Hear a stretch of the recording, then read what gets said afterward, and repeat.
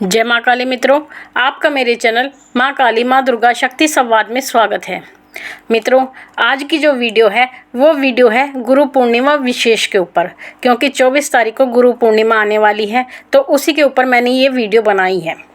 देखिए मित्रों, आज जो ये विषय मैं लेकर आई हूँ ये बहुत ही महत्वपूर्ण है, इसलिए आप इसे ध्यान से सुने। देखिए, गुरु पूर्णिमा का अर्थ तो सभी जानते हैं। गुरु पूर्णिमा वो दिन होता है जिस दिन हम अपने गुरु की विशेष रूप से पूजा करते हैं।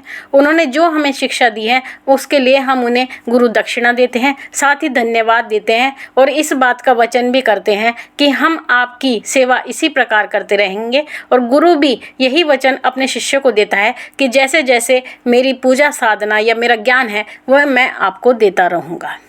देखिए, गुरु कहते हैं कि गुरु वो होता है जो आपको अंधकार से प्रकाश की ओर ले जाए। बिना गुरु के ज्ञान संभव ही नहीं है। बिना गुरु के आप कोई ज्ञान प्राप्त नहीं कर सकते। जब शिशु इस संसार में आता है तो माता उसकी सबसे पहले गुरु होती है। फिर उसके बाद जब आप अपनी शिक्षा प्रारंभ करते हैं या स्कूल जाते हैं तब आपको वो गुरु मिलते हैं। उसके बाद अगर आप अध्यात्म के क्षेत्र में आते हैं तब आपको वहाँ पर गुरु मिलते हैं। अर्थात आप जो आपको ज्ञान देता है, जो आपको शिक्षा देता है, वही आपके गुरु होते हैं। आदि शंकराचार्य जी के 108 गुरु थे, क्योंकि उनका कहना था कि मुझे जिस व्यक्ति से ज्ञान मिला मैंने उसे ही अपना गुरु बना लिया।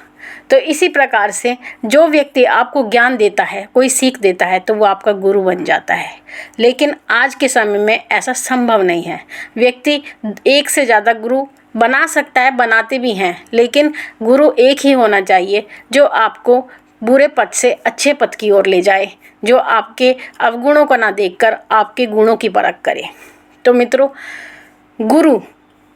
क्या गुरु केवल देहधारी होता है? क्या हम देवता को गुरु बना सकते हैं? जी बिल्कुल बना सकते हैं। अगर आपको अपने गुरु का ज्ञान नहीं है या आपको कोई योग्य गुरु नहीं मिल रहा है तो आप देवता को भी गुरु मान सकते हैं। आप कौन से देवता को गुरु माने?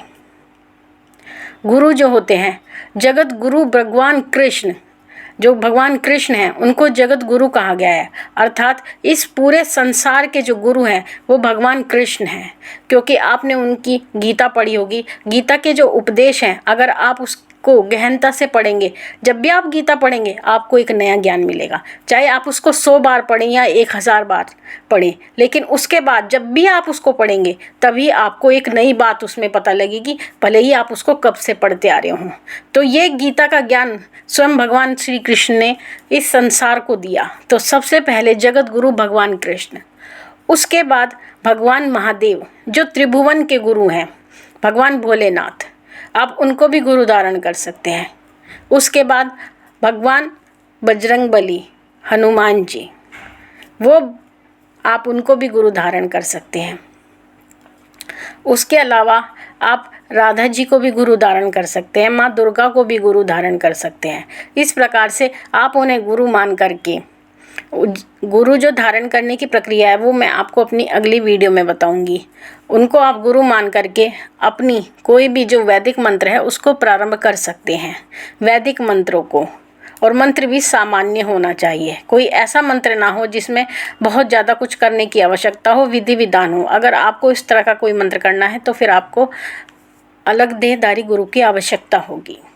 तो मित्रों, इस प्रकार से आप देवता को भी गुरु मान करके उनकी पूजा कर सकते हैं, साधना आराधना उनके द्वारा कर सकते हैं। अब दूसरी बात यह है कि गुरु हमें हमारे लिए क्या करते हैं, वो उनके क्या क्या लक्षण होते हैं।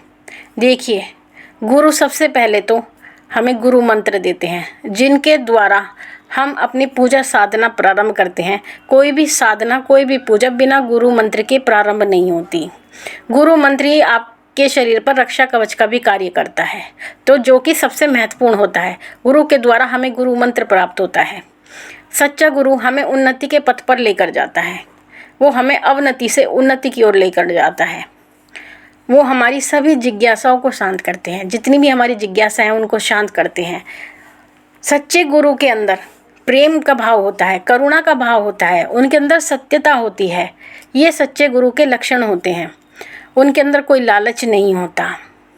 जो वास्तविक गुरु होते हैं वो कभी शिष्यों की संख्या में बिल्कुल भी विश्वास नहीं करते। वो ये नहीं चाहते कि मेरे इतने हजारों में शिष्य हों या लाखों में शिष्य हों। वो केवल एक योग्य शिष्य से भी संतुष्ट हो जाते हैं, लेकिन शिष्य जो होता है वो योग्य होना चाहिए।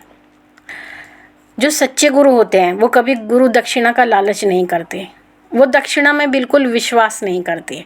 उनके लिए जो गुरु दक्षिणा होती है वो अपने जो शिष्य होती है उसकी उन्नति को ही वो अपनी गुरु दक्षिणा मानते हैं। ये सच्चे गुरु के लक्षण हैं। सच्चा गुरु आपको पथ पथ पर आपको रास्ता दिखाता है। एक एक मिनट में वो आपका पथ प्रदर्शन करते हैं। उनके अंदर आपके लिए कोई ईर्ष्या का भाव नहीं होता। और जो सच्चे गुरु होते हैं जब वो आपको शिष्य के रूप में धारण करते हैं उस समय वो आपकी परिस्थिति नहीं देखते कि आप अमीर हैं या गरीब हैं, अच्छे घर से हैं या छोटे घर से हैं। वो इस बात को नहीं देखते। वो केवल आपके गुणों पर ही ध्यान देते हैं। वो आपके गुणों को परखते हैं। तो मित्रों, सच्चे गुरु के लक्षण होते हैं और इसी प्रकार के गुरु को हर मनुष्य को धारण करना चाहिए। कोई जो पैसे के लालच से गुरु बने, जो कहे कि आ जाओ मेरे शिष्य बन जाओ, इस तरह के गुरु से बचना चाहिए। गुरु धारण करने के लिए सोचना और समझना चाहिए और आपके अंदर भी परख होनी चाहिए। लेकिन जब गुरु आपको अपने शिष्य के रूप में धारण करता है तो वो भी आपको परखता है। परखने के बाद ही एक सच्चा गुरु को एक सच्चा शिष्य प्राप्त होता है। तो ये सभी बातें एक गुरु के अंदर होनी चाहिए। साथ ही आप जानते हैं इस संसार में गुरु गोरखनाथ जी को हर कोई व्यक्ति जानता है, लेकिन गुरु मच्छिंद्र नाथ जी को बहुत ही कम जानते हैं। लेकिन गुरु मच्छिंद्र नाथ जी गुरु गोरखनाथ जी के गुरु थे। एक कहावत है कि गुरु गुड़ ही रहा, चेला चीनी हो गया। अर्थात जो गुरु अपने शिष्य के अंदर अपने से ज़्यादा गुणों को पैदा कर दे वही एक सच्चा गुरु होता है। तो मित्रों, आशा करती हूँ मेरे द्वारा दी गई ये छोटी सी जानकारी आपको पसंद आई होगी। अगर आप भी गुरु बनाना चाहते हैं तो बहुत ही सोच कर समझ कर गुरु धारण करें। अन्यथा आज के समय में, आज के संसार में ऐसे व्यक्ति हैं जो केवल गुरु नाम का ढकोसला करते हैं और शिष्यों के साथ छल कपट करते हैं। मैं आपको अपनी अगली वीडियो में बताऊंगी कि गुरु अपने शिष्यों के साथ क्या क्या बुरा भी कर देते हैं। तो फिर मिलूंगी आपसे एक नई जानकारी के साथ। तब तक के लिए आप मेरे चैनल को लाइक कीजिए, शेयर कीजिए, सब्सक्राइब कीजिए। साथ ही नोटिफिकेशन बेल को भी प्रेस कीजिए। फिर मिलूंगी। जय महाकाली, जय महाकाल।